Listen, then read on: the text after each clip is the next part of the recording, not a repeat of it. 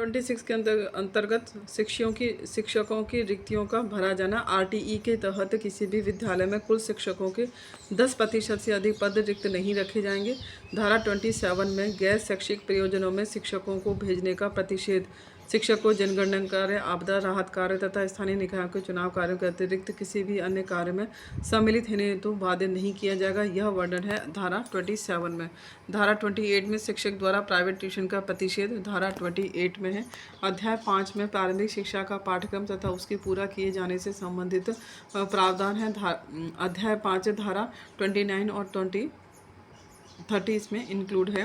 धारा 29 में पाठ्यक्रम परिवर्तन की प्रक्रिया कही गई है। यदि प्रारंभिक शिक्षा के पाठ्यक्रम में कोई परिवर्तन किया गया है तो इसकी लिखित अधिसूचना समाचार पत्रों में प्रकाशित करवाई जाएगी तथा इन्हें प्रत्येक विद्यालय में पहुंचाया जाएगा, ऐसा कहा गया है धारा 29 में। धारा 30 में बोर्ड परीक्षा, प्रारंभिक शिक्षा पूर्ण होने तक बोर्ड एग्जाम का आयोजन नहीं किया जाएगा, प्रारंभिक शिक्षा पूर्ण होने तक, ऐसा कहा गया है धारा 30 में। धारा 31 में बाल अधिकार संरक्षण आयोग का गठन किया गया। हम अध्याय 6 में धारा 31 की बात करें, बाल अधिकार संरक्षण आयोग के गठन की बात धारा 31 में। 32 में शिकायतों को दूर करना। इस आयोग के इसके अंतर्गत अभिभावक, शिक्षक, विद्यालय प्रबंध के व्यक्ति तथा समाज का कोई भी व्यक्ति लिखित शिकायत दर्ज करा सकता है। इसका वर्णन है धारा 32 में। धारा 33 में केंद्रीय सलाहकार परिषद का गठन किया जाएगा। धारा 34 में राज्य सलाहकार परिषद का गठन किया जाएगा। धारा अध्याय 4 में प्रकीर्ण धारा 35 से 38 इसमें इंक्लूड है। धारा 30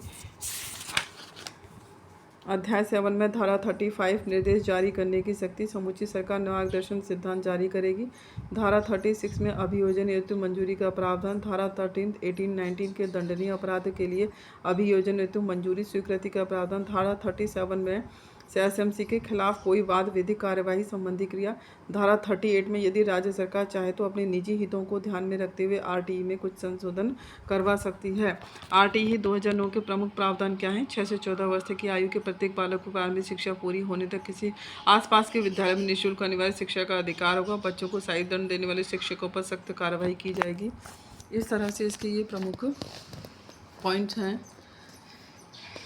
इससे रिलेटेड क्वेश्चन है। क्वेश्चन नंबर 1, निःशुल्क एवं अनिवार्य शिक्षा का बालकों का अधिकार 2009 के अंतर्गत किसी भी अध्यापक को निम्न में से किस कार्य के लिए नहीं लगाया जा सकता? आंसर है 4, पल्स पोलियो कार्यक्रम में नहीं लगाया जा सकता। शिक्षा का अधिकार अधिनियम 2009 में निर्दिष्ट किया गया है कि कक्षा 1 से 5 तक यदि प्रवेश दिए गए विद्यार्थियों की संख्या 200 से अधिक है तो विद्यार्थी अध्यापक अनुपात कितना होगा? 40 होगा। अगर 200 से अधिक है तो शिक्षा के अधिकार अधिनियम 2009 में शिक्षक के प्रति सप्ताह न्यूनतम कार्य घंटों की संख्या कितनी रहेगी?